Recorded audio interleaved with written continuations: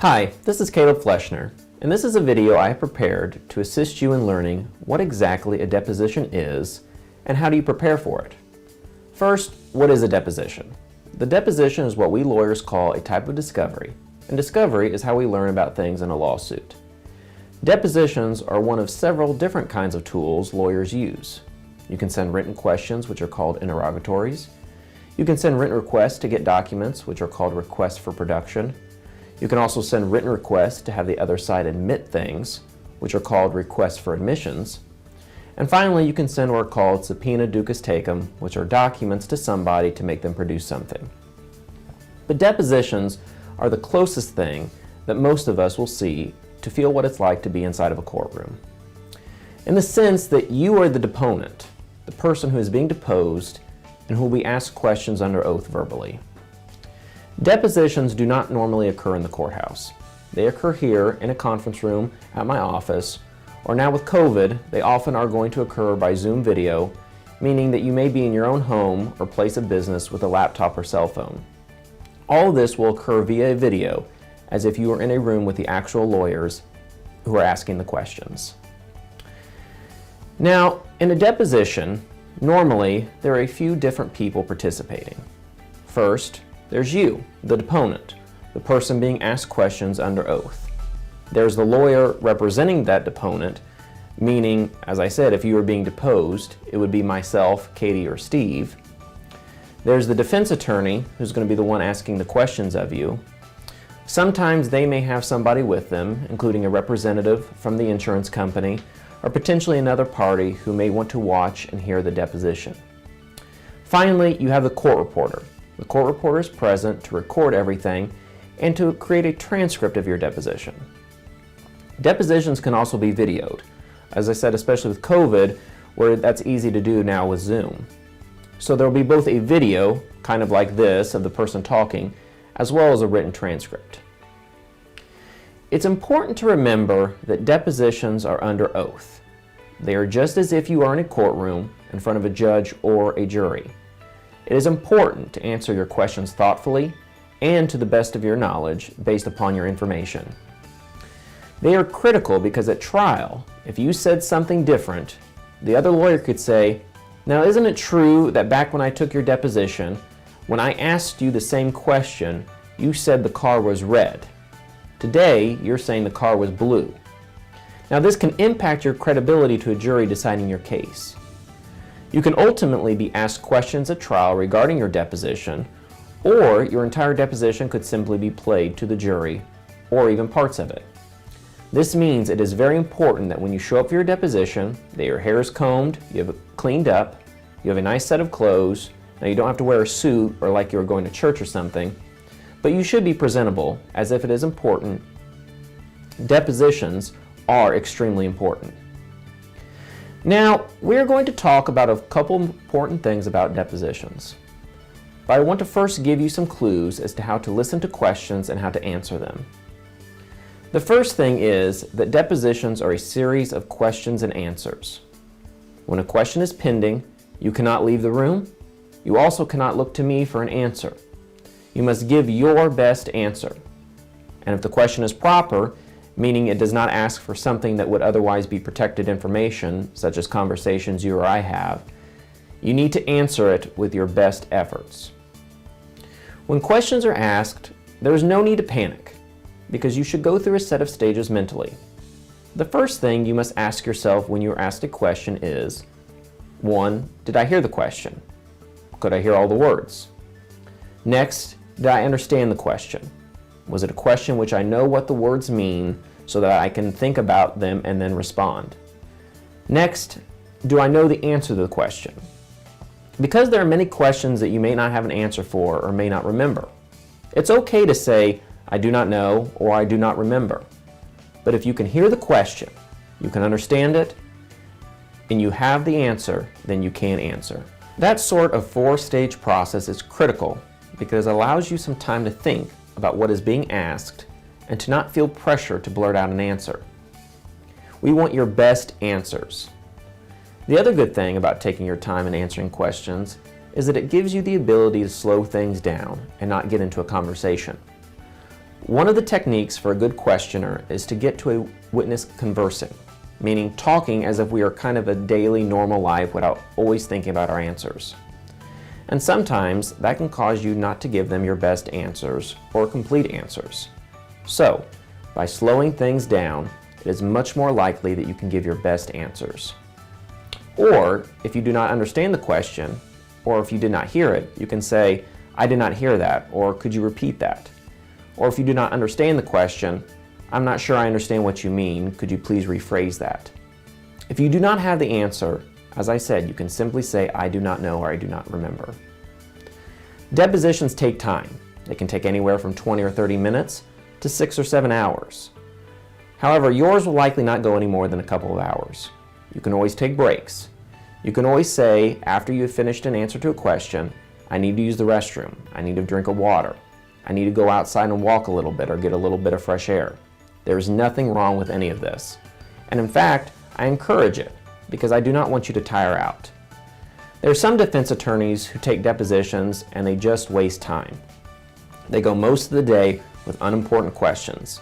And then once they're 6 or 7 hours into a deposition, when you're tired and exhausted, that's when they start asking the hard questions. I don't like that. It really irritates me. I do things to try to prevent that, but the best way for you to do that is to take your breaks. Take your time.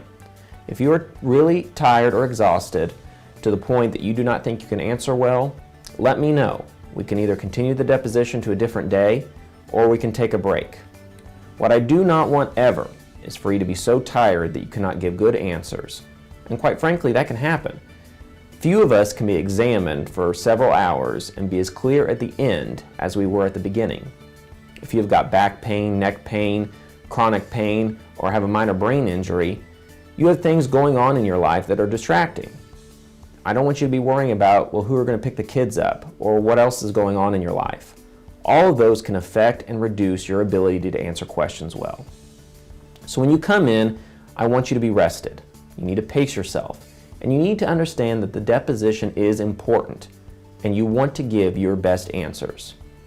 You always want to be truthful.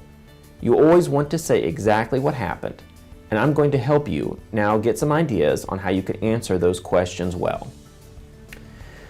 Earlier, we went through a 4-stage process that you can use to answer every question. 1, did I hear it? 2, did I understand it? 3, do I know the answer? And 4, what is the answer? Well, the next issue is, how do you give your answers? I want you to give good and thoughtful answers, but they need to be short. Any answer you have normally should be something you can answer in a sentence or 2 max. If the other attorney asks, what were you doing before you were involved in the car crash? Some people might say, well, I woke up at 7, I made the bed, I had a shower, I fixed breakfast for the kids, I was going to go to the store, but I knew I had to do something else first. And then they proceed to go on for 20 minutes about what happened before the crash. You are not answering the question. The question was, what were you doing before the crash? I was driving on the way to Walmart. I was coming back from a doctor's appointment. I was going to pick up my son from school. These are all simple, straightforward answers that you need to be prepared to use. I want your answers short, sweet, and to the point. So that means you must listen to the question. Question was, what were you doing before the crash? If someone said, how long had you known Joe? You do not say, well, you know, I think I met Joe back, it must have been about 1994. I was at my cousin's house. No, the question was, how long had you known Joe? So think in your head. I heard the question. I understand it. I know I met Joe back in 1994. It is now 2021. So that would have been, I've known Joe roughly 27 years. That is the answer. Okay, you could just say, since 1994. It can be even that short, but think it through in your head. I don't want you to think it out loud in the deposition. Now, when you're answering questions in a deposition, many people are afraid that they're going to not answer it correctly. And there's a kind of technique that we use in preparing clients for their depositions. It will not guarantee that every question the other attorney asks is good, or that you like it, but it will guarantee that every answer you give is good. I call that the essential truths method, and that's truths, T-R-U-T-H-S, which means that if you answer questions from an essential truth about yourself, the answers will always be good. Now, what are essential truths? The essential truths are sort of the things that make up yourself, that are key to who you are as a person. The example I use is when you pass and you go to heaven and you're meeting with God, and God said, well, tell me about who you are. Who were you as a person besides things like, I love my kids and I love my family? There are certain things that each of us have about ourselves, and it is how we define ourselves to others. For example, for me, I love Notre Dame football. I never miss a game. Pre-COVID, I would go to a game every year. The Golden Dome, Touchdown Jesus, the Grotto, I love it all. For me, that will always be an important part of my life. I've gone to games with my family and friends, and I will always cherish that for my life. For other people, it could be, I love taking care of others. You know, I love being that person that they know they can always count on. Someone else might say, I love doing certain kinds of things, such as hunting, carpentry, knitting, quilting. All these are the kinds of things about yourself that are essential to who you are. And when you identify those, it makes it easy to answer the other attorney's questions. An answer from an essential truth kind of explains itself. You don't have to look for it because you know your truth. And that truth gives you a way to answer those questions. So if they had a question, and it might be about how does the fact that you have these broken bones and they've healed, how does that affect you? Just go through your truths again. Before I got hurt, I loved training for and completing triathlons. I loved spending time with my grandchildren. I would spend all my free time on the weekends and the evenings training. I'd run, I'd bicycle, I'd swim, and I'd feel good about it. I may not be a great athlete, but it was important for me. And I liked the way I felt. And when I was not doing that, I'd go play with my grandkids. I'd take them fishing or go play baseball with them. However, since I've got hurt, I've gained 40 pounds. I can't run. I don't feel good. I'm not happy. I can't swim. I can't bike. I can hardly walk around without being in pain. And when I sit, I'm in pain. When I lay down and play with my grandchildren, I'm in pain. I can't get on the ground and play with them. I can't hold them or carry them. So you see, you know those truths, like being a great athlete or a grandfather. Again, answering the questions that have to do with restrictions, you can focus back on your truths. You can always relate it to something that's fundamental to who you are. And when you answer questions from a fundamental or essential truth, the answer will always be good, no matter what the answer is. Okay, so we've talked about listening to questions and taking your time, and we'll practice that before your deposition.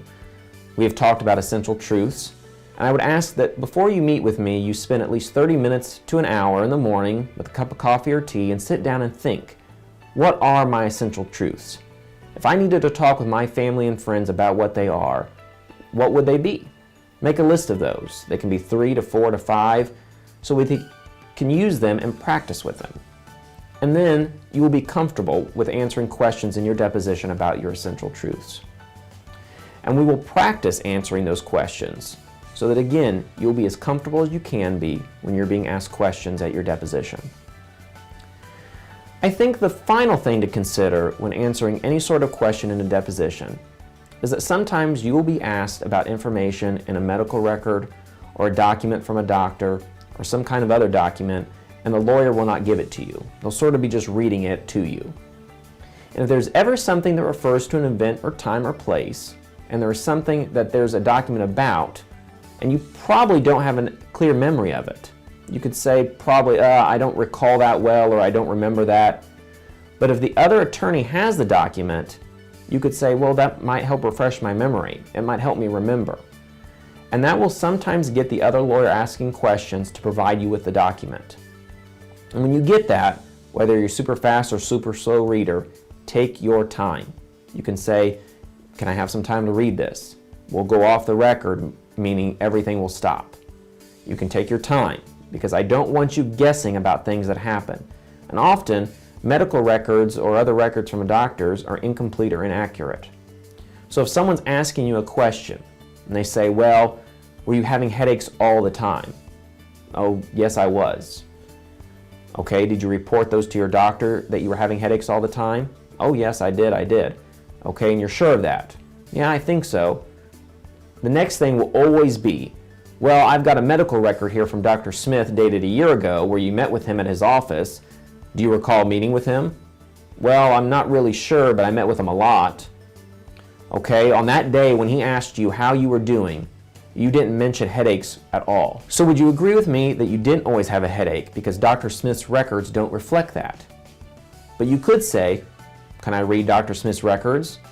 And so you look at the record and you go, well, that visit was back last October, mid-October, and I know I had a scheduled appointment with him, but I don't talk about headaches at all there, but my head was hurting every day. Oh, I remember that day. You know, my mom was ill and I was in a rush to get to the plane to go to Seattle to be with her. And so I didn't say much that day because I just wanted to check in and get out. But my head did hurt. And I know that because when I got to Seattle, as much as I wanted to help my mom, the first thing I had to go was to go to CVS and go out and get some painkillers. So every question can have a response. Take your time when answering questions regarding records, answering things about the records. Do not rush. If you are uncomfortable reading or you do not read well, let me know. We'll take our time to look it over. It is much more important for me to know that and to be able to slow or control things than to have you going, I really don't understand that, or rushing through it. Records have medical terminology, or they may just be painful for you to remember because they're dealing with your injuries. But we can get through it, and we will. All I ask is you just take your time. The final thing that I would say in terms of answering questions is you never have to be absolutely sure about anything, because seldom are we. I mean, the fact is, our memories are not perfect. Times change. We often remember select portions of things because that is what was most important at the time. We often forget selected portions because they were too painful. So if you're asked a question, let's say for example, you're in a car crash and someone says, could there have been a python in your car wrapped around your feet which kept you from putting your foot on the brake? Now I know this is sort of an extreme example, but the normal answer would be absolutely not. It would not happen. But guaranteed, the other attorney is asking that question because they know something that occurred that you would likely have forgotten about. So, the best answer is always, I don't remember a python, but I guess it could have been there. Other attorneys hate that answer. I do not remember that, but I'm not saying it couldn't have happened. There's nothing wrong with that answer because that's an honest answer. It gives them nothing to use against you. And so, the place, more likely is again with the headache example. And you're saying that you were having a headache every day. Well, that's what I remember, but every time I went to go see Dr. Smith, I would tell him that. I think I did, but I might not have on that specific date.